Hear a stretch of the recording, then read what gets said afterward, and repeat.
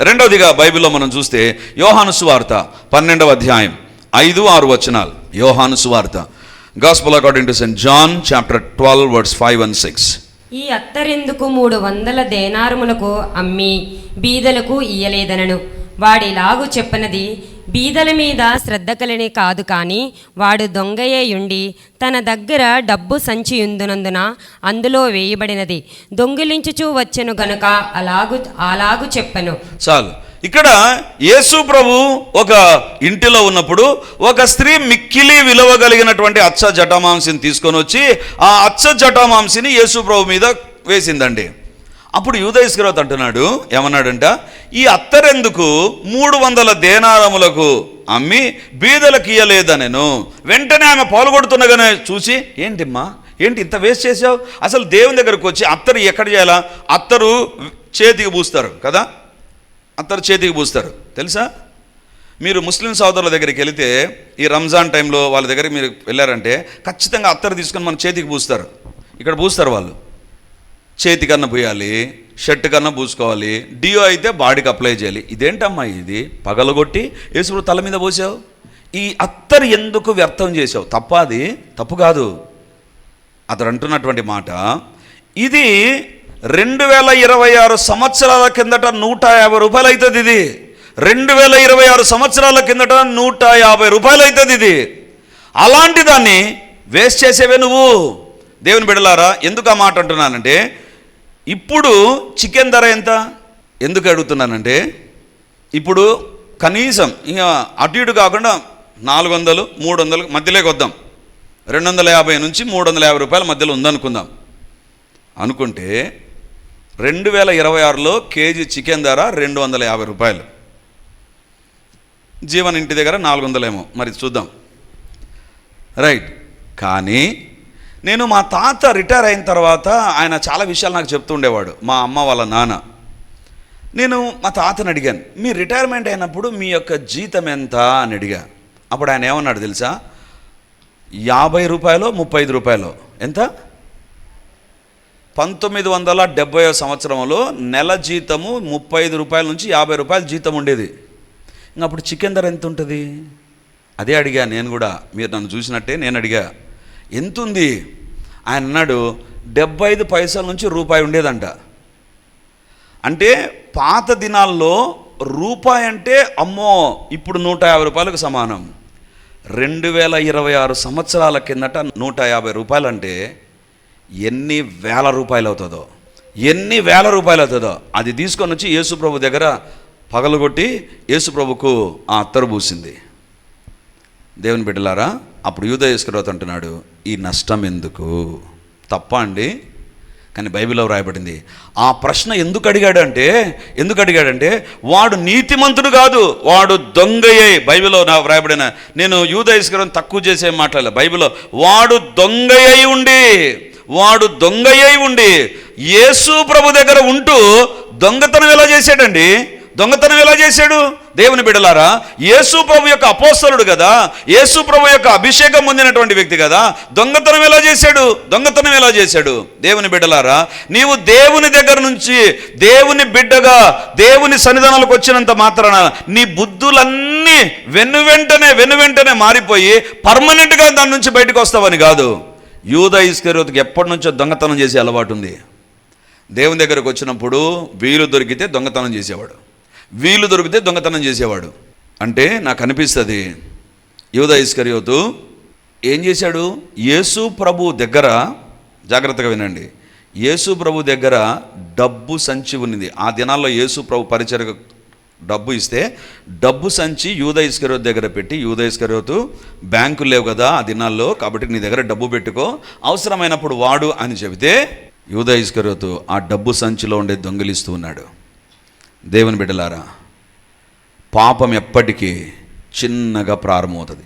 చిన్న పిల్లలు దొంగతనం చేస్తారు. యూదా ఇస్కరియోతు కూడా దొంగతనం చేశాడు. దేంటి? డబ్బు సంచిలో నుంచి డబ్బు తీసుకున్నాడు. That is the habit of little children. పాపం ఎప్పటికీ ఏమంటారు తెలుసా? It is so simple.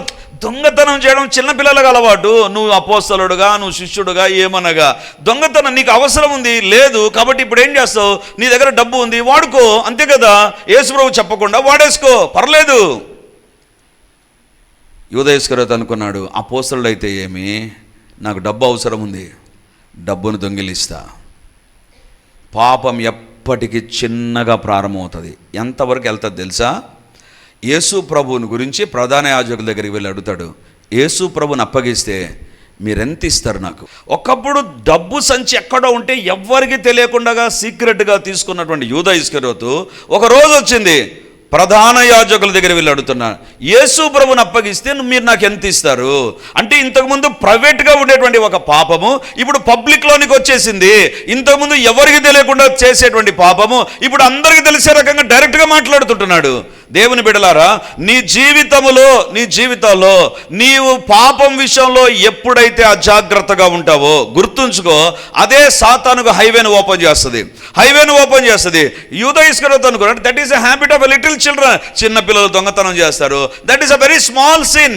దొంగతనం చేయడం అనేటువంటి చాలా చిన్న పాపం అనుకొని ఆ పాపాన్ని ప్రారంభించాడు. కానీ తనకు తెలియదు పాపానికి ఒక లక్షణం ఉంది. ఏముంది తెలుసా పాపానికి ఉన్న లక్షణం? సంఖ్యాకాండం 32:23. మీరు అట్లు చేయని ఎడల యెహోవా దృష్టికి పాపము చేసిన వారగుదురు గనుక మీ పాపము మిమ్మును పట్టుకొనును అని తెలుసుకొనుడి. మీ పాపము మిమ్మును పట్టుకొనును. పాపానికి ఉండే లక్షణం ఏంటి తెలుసా? పట్టుకుంటుందంట. పాపం పట్టుకుంటే ఉడుం పట్టు కంటే పవర్ఫుల్. అది ఉడుమైనా వదిలేస్తుంది. ఒకానొక సందర్భంలో ఒక సహోదరుని దగ్గర నేను కూర్చొని మాట్లాడుతున్నప్పుడు ఈ ఉడుము గురించి వచ్చిందండి. నేను అడిగాను, ఈ ఉడుము గురించి ఏం చెప్తారు మీరంటే, ఉడుముకున్నటువంటి ఆ స్పైన్ వెన్నుపూస చాలా బలంగా ఉంటుంది. ఉడుము తింటే అంట వెన్నుపూస బలంగా ఉంటుందంట. అందుకోసమే ఆ బండ పైన ఉన్నా కూడా, కొండపైన ఉన్నా కూడా ఆ జారిపోయే నెలలో అది పట్టుకునిందంటే ఇంకా వదిలిపెట్టదు. పాపము అంతకంటే పవర్ఫుల్. సాతాను అన్నాడు, ఆ డబ్బు సంచి నీ దగ్గర ఉంది, కొంచెం తీసుకో చాలు, కొంచెం. అయిపోయింది. ఆ కొంచెం పట్టుకునింది. ఎంతవరకు పట్టుకునింది తెలుసా? 30 వెండి నాణాలకు యేసు ప్రభును అప్పగించడానికి కూడా వెనుకాడలా. ఈరోజు పాపం దగ్గర జాగ్రత్తగా ఉందాం. నాకు అనిపిస్తుంది ఆ డబ్బు సంచిలోది తీసుకున్నప్పుడు ఏమనిపించింటుంది యూదా ఇస్కరియోతుకు? ఎవరు చూడలా, ఎవరికి తెలియదు, ఎవరు గుర్తించలా. పాపం ఎప్పటికీ అంటది, ఎవరు చూడలేదు కదా, ఎవరికి తెలియదు కదా, ఎవరు గమనించడం లేదు కదా, యూ కెన్ హ్యావ్ ఇట్. ఎవరు గమనించకపోయినా నీ మనస్సాక్షి గమనిస్తూ ఉంది. ఎవరు గమనించకపోయినా దేవుడు గమనిస్తూ ఉన్నాడు. ఎవరు గమనించకపోయినా నీ పరిసరాలు నిన్ను గమనిస్తూ ఉంటున్నాయి. దేవుని బిడ్డలారా, బైబిల్లో వ్రాయబడింది కదా, తీర్పు దినాన నీవు ఎక్కడ ఉన్నావో ఆ గోడను దేవుడు పిలుస్తాడు, భూమిని దేవుడు పిలుస్తాడు, ఆకాశాన్ని దేవుడు పిలుస్తాడు, లేదా అక్కడ ఉన్నటువంటి దూలాలు బీమ్స్ ఏదైనా ఉన్నాయి బీమ్స్ని దేవుడు పిలుస్తాడు. వాటికి ఆ రోజు నోరు వస్తుంది. గార్ధబొమ్మకు నోరిచ్చిన దేవుడు భూమికి నోరిస్తాడు, ఆకాశానికి నోరిస్తాడు, లేకపోతే ఆ బీమ్స్కి నోరిస్తాడు. They will speak out. నువ్వు ఏం చేసావు అనేటువంటిది, నేనేం చేశాను అనేటువంటిది మాట్లాడుతుంది. ఎవరు లేదు కదా అనుకొని చేస్తూ యూదా ఇస్కరియోతు అనుకున్నాడు, ఎవ్వరికి తెలియదు. దొంగతనం నాకు నచ్చినప్పుడు చేస్తా, నచ్చినప్పుడు చేయండి. It's very simple. ఒక రోజు వచ్చింది, దట్ బికేమ్ ఏ పబ్లిక్.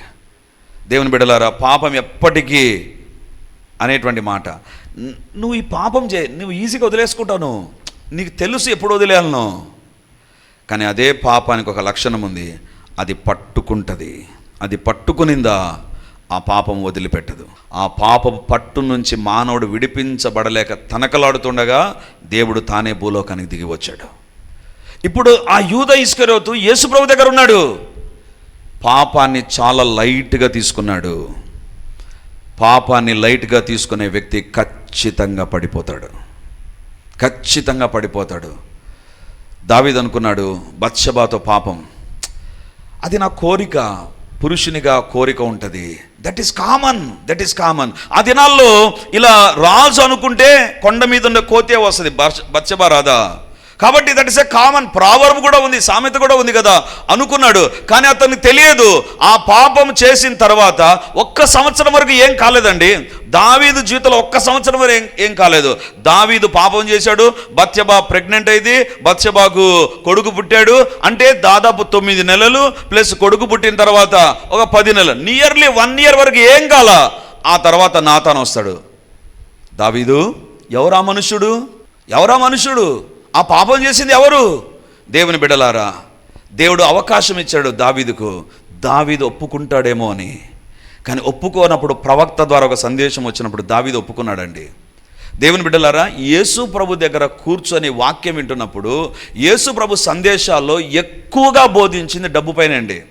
అందుకే ఒక దైవ సేవకుడు ఏమన్నాడంటే, ప్రతి 8 వచనాలకు బైబిల్లో డైరెక్ట్గానైనా ఇండైరెక్ట్గా అయినా డబ్బుని గురించే ప్రభు మాట్లాడాడు. ప్రతి 8 వచనాలకు మీరు గమనిస్తే ఏదో ఒక విధానంలో డబ్బుని గురించే దేవుడు మాట్లాడాడు. మరి అంతగా దేవుడు మాట్లాడుతున్నప్పుడు అవకాశం వచ్చింది యూదా ఇస్కరియోతుకు తన తప్పు ఒప్పుకోవడానికి. ఒప్పుకోలా. ఈరోజు నీ జీవితంలో పాపం అలవాటైపోయిందేమో. పాపం అనేటువంటి చిన్నగా ప్రారంభం, ఇది నా పెద్దగా మారిపోతుందేమో. ఒకసారి మా స్టూడెంట్ వాడు కాలేజీకి రాకుండా ఉంటే కౌన్సిల్ చేయడానికి నన్ను పంపించారు. నేను ఆ అబ్బాయిని కూర్చోబెట్టుకొని అడిగాను, ఎందుకు నువ్వు కాలేజీకి రావు? ఆ అబ్బాయి అన్ని విషయాలు చెప్పేశాడు. అందులో ఒక విషయం ఏం చెప్పాడంటే, ఏం లేదు సార్, నా ఫ్రెండ్స్ ద్వారా నేను సిగరెట్ తాగాను.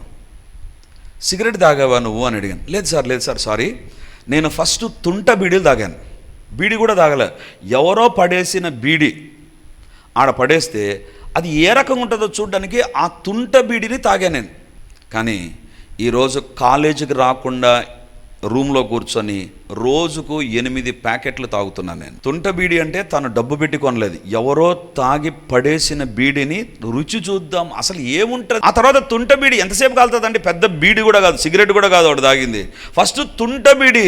ఆ బీడీ తాగితే అప్పుడు పట్టుకున్న పాపం రోజుకు 7 ప్యాకెట్లు తాగే వ్యక్తిగా మార్చేసింది. పాపంకి ఎప్పటికీ అదే లక్షణం. ఏం కాదు యూదా ఇస్కరియోతు, తీసుకో. పాపము దగ్గర అజాగ్రత్తగా ఉన్నాడు. ఒకటి, దేవునికి దగ్గరగా ఉన్నంత మాత్రాన తనను తాను జాగ్రత్తగా ఉంచుకోలేదు. రెండోదిగా పాపం విషయంలో చాలా లైట్గా పాపాన్ని చూడడం ప్రారంభించాడు. మూడోదిగా బైబిల్లో చూస్తే చూడండి, మత్తయి సువార్త 26వ అధ్యాయం 15వ వచనం. నేనాయనకు మీకు అప్పగించిన ఎడల నాకేమి ఇత్తురని వారిని అడిగెను. అందుకు వారు 30 వెండి నాణెములు తూతి వానికి ఇచ్చిరి. నేనాయనను మీకు అప్పగించిన ఎడల నాకేమి ఇత్తురని వారిని అడిగాను. డైరెక్ట్గా యూదా ఇస్కరియోతు బార్గెన్ చేయడం ప్రారంభించాడు. నేను యేసు ప్రభువుని మీకు అప్పగిస్తే మీరు నాకేమి ఇస్తారు? వాళ్ళు ఏమన్నారు తెలుసా? వాళ్ళు మేము ఆలోచన చేసి చెప్తామనలా. వాళ్ళు ఇంకా ఫాస్ట్గా ఉన్నారు. యేసు ప్రభు దొరికాడా, ఇంత ఇద్దాం. వెంటనే వాళ్ళు అన్నారు 30 వెండి నాణేలు. నాకు అనిపించింది, ఎందుకు బైబిల్లో ఆ వాల్యూ గురించి రాశారు? 30 వెండి నాణేలని ఎందుకు రాశారు? దేవుని బిడ్డలారా, ప్రతి దాన్ని వెనక ఒక ఆత్మీయ సత్యం ఉంటుంది. ఎప్పటికి కూడా అది మర్చిపోకూడదు. Why Jesus was sold for 30 silver coins. 30 వెండి నాణేలకు యేసు ప్రభు ఎందుకు అప్పగించబడ్డాడు? ఒకవేళ అప్పగించబడ్డాడు అనుకో, అది ఎందుకు సంఖ్యాపరంగా అక్కడ రాయబడింది, నంబర్ వైజ్ అక్కడ ఉంది. దేవుని బిడ్డలారా, బైబిల్లో ఒక మాట చూపిస్తాను. నిర్గమాకాండం 21వ అధ్యాయం 31, 32 వచనాలు చదువుకుందాం. అది కుమార్తెను పొడిచినను ఈ విధి చొప్పున అతడు చేయవలెను. ఆ ఎద్దు దాసినైనను పొడిచినెడల వారి యజమానునికి 30 తులముల వెండి చెల్లింపవలెను, మరియు ఆ ఎద్దును రాళ్లతో చావగొట్టవలెను. ఇక్కడ బైబిల్లో రాయబడింది. ధర్మశాస్త్రంలో ఏముంది తెలుసా? ఎద్దు అనేటువంటి దానికి అప్పుడప్పుడు దానికి బీపీ పెరుగుతుందో ఏమో మరి తెలియదు, కానీ జనాలను పొడుస్తుంది. కొన్ని సందర్భాలు ఎల్ల డ్రెస్ చేసుకొని వస్తే అది వెంటబడుతుంది, పొడుస్తుంది కూడా.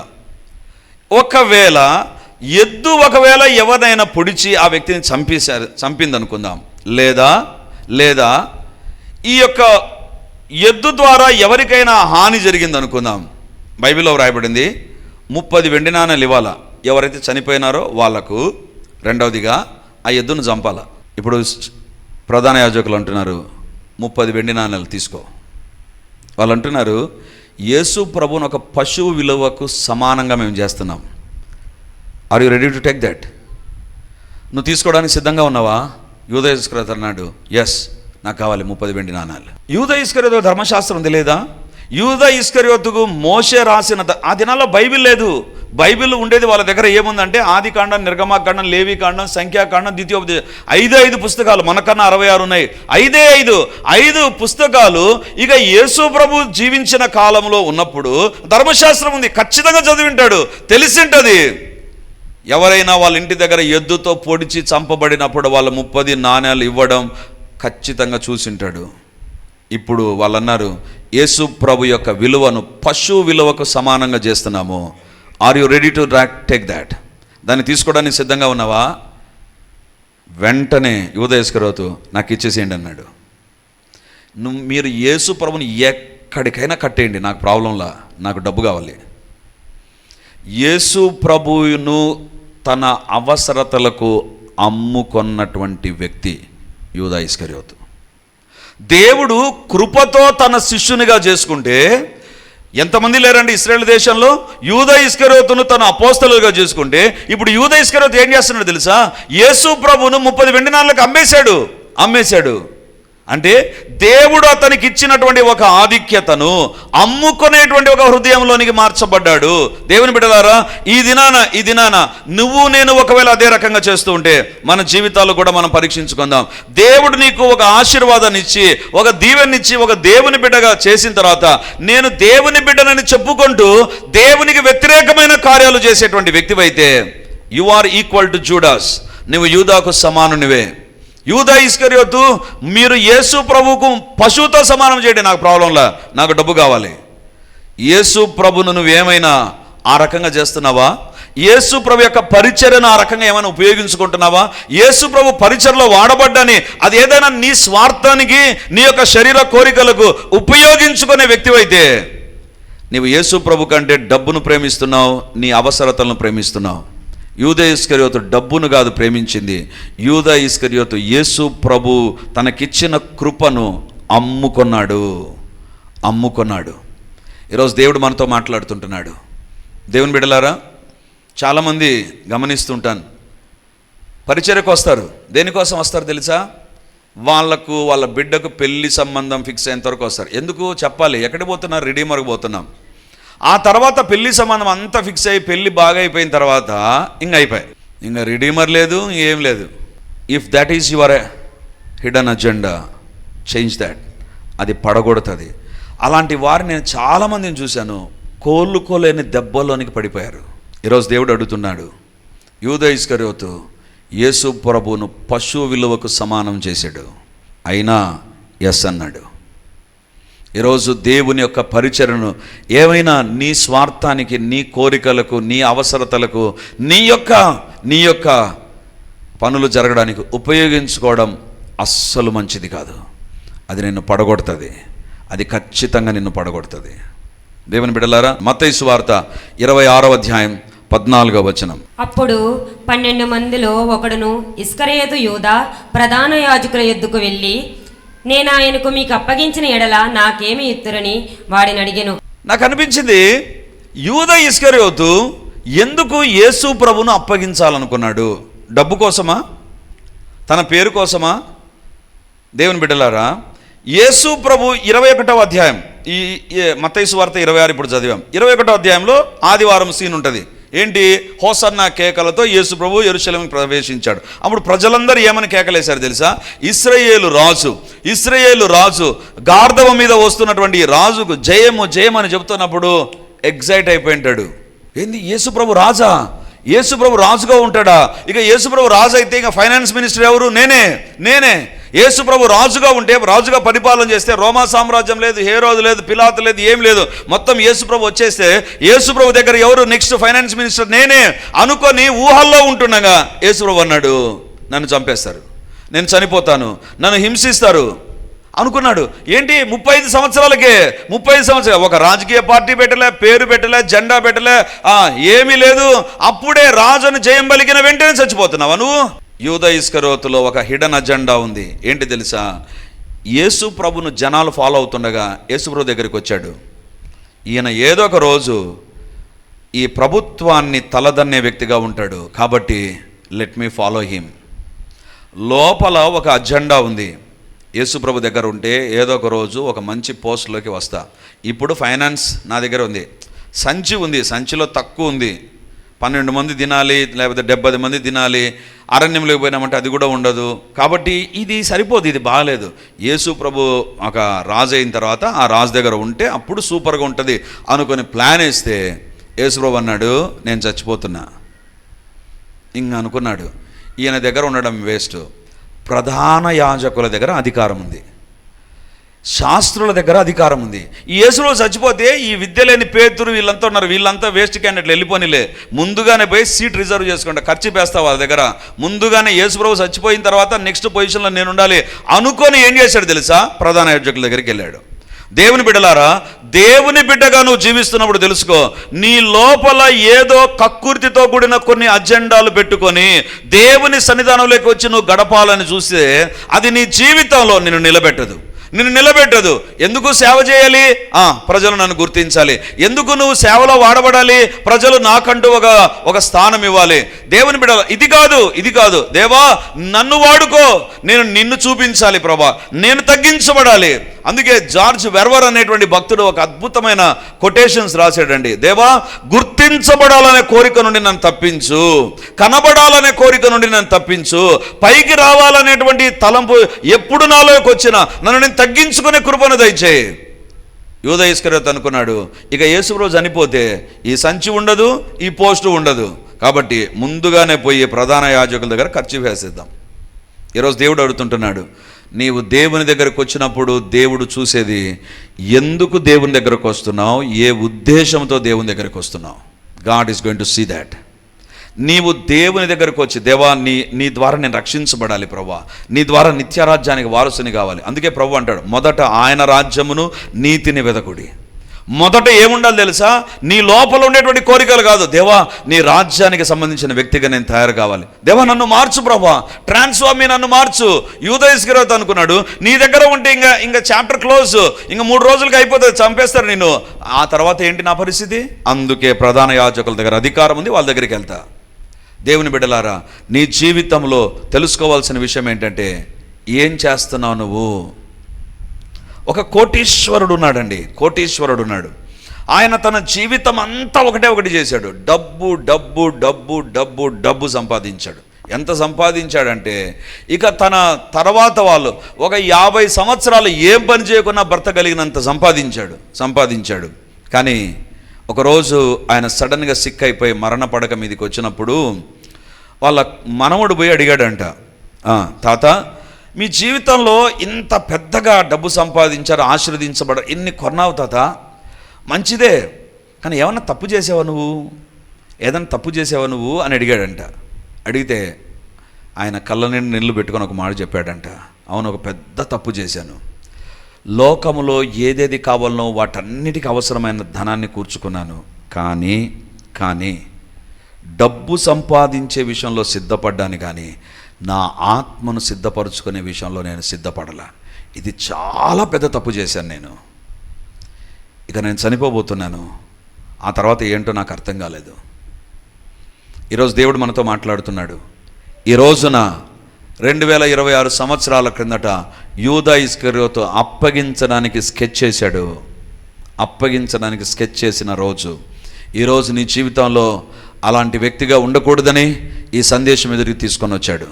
ఈరోజు ప్రభు మనతో మాట్లాడుతుండగా, దేవా నేను నిన్ను అప్పగించే యూదా ఇస్కరియోతుగా ఉండకూడదు ప్రభా, నా జీవితాన్ని మార్చు. నీవు నా పైన చూపిన ప్రేమను నేను మరిచిపోయేటువంటి వ్యక్తిగా ఉండకుండా నా జీవితాన్ని దర్శించు ప్రభా. అపోస్తలుడు, దేవునికి దగ్గరగా ఉన్నటువంటి వ్యక్తి, దేవుని చేత వాడబడిన వ్యక్తి, దేవుని అమ్మేసే స్థాయికి వెళ్ళిపోయాడు. ఈరోజు నీ జీవితం, నా జీవితం యూదా ఇస్కరియోతు లక్షణాల్లో ఒక్కటైనా మన జీవితంలో ఉందా? ఈరోజే సరి చేసుకుందాం. ప్రభువా, మమ్మల్ని పడగొట్టడానికి సాతాను ఈ యొక్క ప్లాన్ వేశాడయ్యా, మమ్మల్ని దర్శించు. యూదా ఇస్కరియోతు ద్రోహానికి కేర్ ఆఫ్ అడ్రస్గా మారిపోయాడు. ప్రపంచంలో ఎవ్వరూ చేయలేని ద్రోహాన్ని ఎందుకు చేశాడు? ఈరోజు దేవుడు అనేక విషయాలు మనతో మాట్లాడుతూ వచ్చారు. ఎక్కడ నువ్వు ఉన్నావో అందులో సరి చేసుకుందాం. ఎక్కడ నేనున్నానో, ఎక్కడ నీ కుటుంబం నా కుటుంబం ఉందో సరి చేసుకుందాం. ప్రభువా, నన్ను సహాయం చేయండి, నాకు సహాయం చేయండి, నన్ను దర్శించండి, నా జీవితం ఎక్కడ నీకు అంగీకారంగా లేదో, వాక్య వ్యతిరేకంగా ఉందో మన్నించండి ప్రభువా, మన్నించండి. దేవుని ఎదుట సరి చేసుకుందాం. అప్పుడే నీ యొక్క గుడ్ ఫ్రైడే నీకు శుభాన్ని ఇచ్చేటువంటిదిగా మారిపోతుంది. యేసు ప్రభు యొక్క మరణం మన జీవితాలకు ఆశీర్వాదకరంగా మారుతుంది, మన కుటుంబాలకు దీవెనకరంగా మారుతుంది. మన లోపల ఎలాంటి కోరికలు ఉన్నాయో దేవునికి తెలుసు, ఎలాంటి వ్యక్తులమో దేవునికి తెలుసు, ఎలాంటి రహస్య పాపాలు ఉన్నాయో దేవునికి తెలుసు. అందుకే ఈరోజు అన్నిటినీ మన ఎదుట ఉంచాడు దేవుడు. గొప్ప దేవానికి వందనాలు, సైన్యములకు అధిపతివైన దేవానికి స్తోత్రాలు. నిన్న నేడు నిరంతరం ఏకరీతిగా ఉన్న తండ్రి మీకు వందనాలు. అద్వితీయ సత్య దేవానికి స్తోత్రాలు ప్రభా. ఆశ్చర్యకరుడానికి వందనాలు. ఆలోచనకర్త మీకు స్తుతి, మహిమ, ఘనత, ప్రభావాలు చెల్లించి కీర్తించుకుని ఆడుతుంటున్నా. మా జీవితాలు సరిచేయబడును గాక, మా జీవితాలు దర్శించబడును గాక, మా జీవితాల్లో సమూలమైన కార్యములు యేసు నామమందు జరుగును గాక. దేవా, శిలువలో వేలాడిన నీ ప్రేమ ఈరోజు మాతో మాట్లాడి ఉండగా నీకు వందనాలు ప్రభువా. దేవా, మేము ఎక్కడ యూదా ఇస్కరియోతులాగా నీకు కనబడుతున్నామో అక్కడ క్షమించుమని అడుగుతున్నాను ప్రభువా. అక్కడే క్షమించండి ప్రభువా. మా పాపను ఒప్పుకొని సంపూర్తిగా నీ వైపు తిరుగుదుము గాక, సంపూర్తిగా నీ వైపు తిరుగుదుము గాక, సంపూర్తిగా నీ వైపు తిరుగుదుము గాక. నాయనా దేవా, యూదా ఇస్కరియోతు కోల్పోయాడు, పేతురు పొందుకున్నాడు ప్రభువా. మేము కోల్పోయే యూదా ఇస్కరియోతుల్లాగా కాక పొందుకునే పేతురులుగా మార్చబడుదుము గాక, యేసు నామమందు మార్చబడుదుము గాక. దేవా, మమ్మల్ని మా కుటుంబాలను దర్శించండి ప్రభా. ఎక్కడ ఏ మార్పులు అవసరమో, ఎక్కడ మేము సరిచేయబడాలనో, మా కుటుంబ సభ్యులు సరిచేయబడాలనో అక్కడ మీ ఆత్మ పని చేయును గాక. ప్రతి రాతి హృదయము పగలగొట్టబడును గాక. ప్రతి పాప బంధకాలు యేసు నామమందు తెగిపోవును గాక. విడుదల కలుగును గాక. యేసు నామమందు విడుదల విడుదల విడుదల విడుదల కలుగును గాక. పరిశుద్ధాత్మ దేవుడిచ్చే స్వాతంత్రము కూడా కలుగును గాక. నాయనా మీకే స్తోత్రాలు చెల్లిస్తూ, దేవా, యూదా ఇస్కరియోతులాగా కాక పేతురులాగా నీ కొరకు వాడబడుదుము గాక. తగ్గించుకొని వాడబడుదుము గాక. వాక్యానికి లోబడుతూ వాడబడుదుము గాక. నీ చిత్తానికి విధేయులమై వాడబడుదుము గాక. వాక్యానుసారంగా జీవిస్తూ వాడబడుదుము గాక.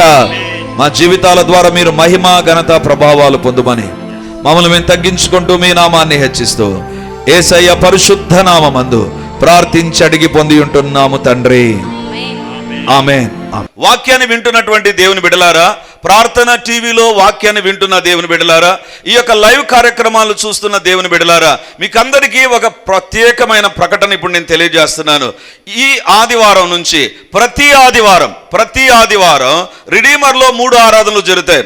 మొదటి ఆరాధన 8 గంటలకు, రెండవ ఆరాధన 10:30కు, మూడవ ఆరాధన సాయంత్రం 7 గంటలకు. సో ఈ 3 ఆరాధనలో ఇక ప్రతి ఆదివారం ఒక్కొక్క సర్వీసులో ఒక్కొక్క దేవుని నామాన్ని మనం ధ్యానం చేయబోతున్నాం. వేల కొలది దేవుని నామాలను గురించి మనము చూస్తాం బైబిల్లో. కాబట్టి దేవుని బిడలమైతే మనం ఎల్లప్పుడూ దేవుని నామాన్ని స్మరిస్తూ ఉండాలి, ఎల్లప్పుడూ దేవుని నామాన్ని స్మరిస్తూ ఉండాలి. సో కాబట్టి ఈ యొక్క వాక్యాన్ని ఆధారం చేసుకొని ప్రతి ఆదివారం 3 ఆరాధనలో దేవునికి సంబంధించిన వివిధ నామాలు, దైవ నామ ధ్యానాలు అనేటువంటిది మనం కలిగి ఉండబోతున్నాం.